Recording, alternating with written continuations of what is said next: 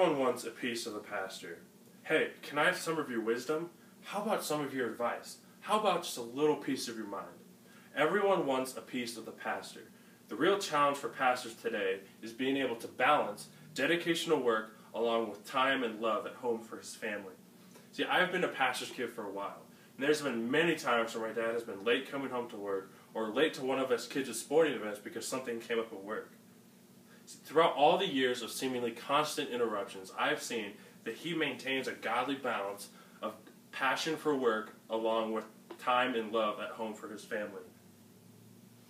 See, because of the way I have been brought up, I want to model that to my future family and my future congregation. Today, I want to share with you guys more about the field of pastoral ministry and how it promotes how God values family. So how can a pastor balance both being a pastor along with being a dad and a husband?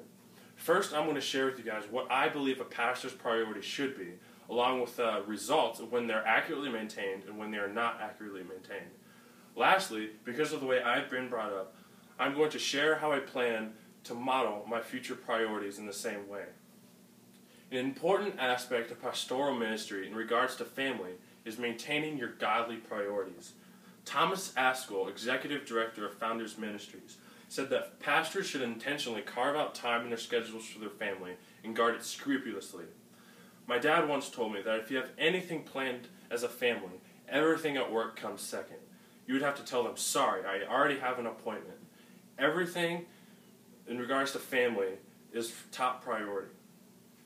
Bill Farrell, author of The 10 Best Decisions a Man Can Make, said that I will interrupt anything for my family. But guys, it is simply not that easy. In a recent study conducted by Gray Matter Research and Consulting, 6 out of 10 pastors believe with the statement that their role in ministry leaves them with insufficient time for their family. See, your family is directly influenced either positively or negatively by the practice of your priorities. Positively, Farrell also said that he has an intense approach to priorities in his family. If you need me, I'm there, he said. But if you don't need me, I'm going to let you build independence. A father who can accurately balance his priorities knows when to help and when to build independence. When you don't accurately balance your priorities, it negatively affects almost every aspect of your life.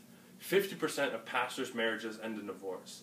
80% of adult children of pastors have to seek professional help in regards to depression. See, I have a very close friend whose family is a direct example of a father who misprioritized his work along with his family. And as a result, their family became very dysfunctional. The results of the children varied from alcoholism to homosexuality. I recently talked with my friend, and she said that because of the misbalanced priorities, she did not feel truly loved and valued. And because of that, she began to find value in other people, things, and substances.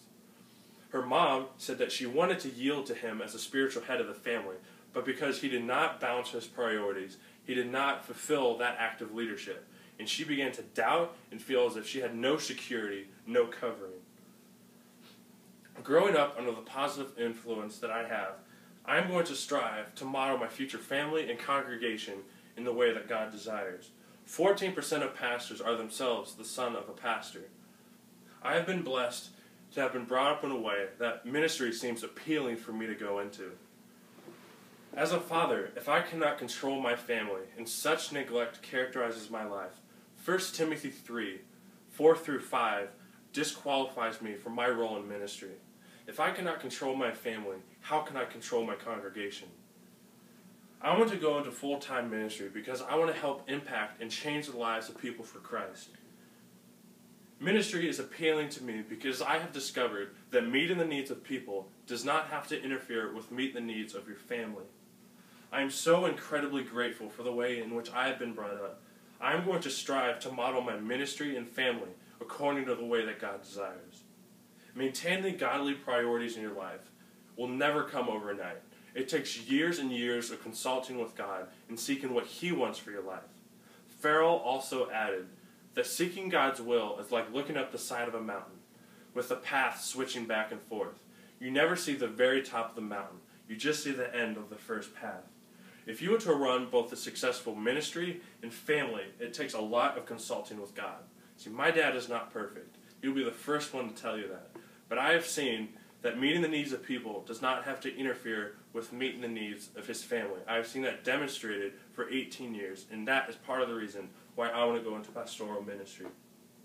I challenge everyone here not to look at the problems of their lives and become overwhelmed, but consult God and what He truly wants for your life. Do God's will today.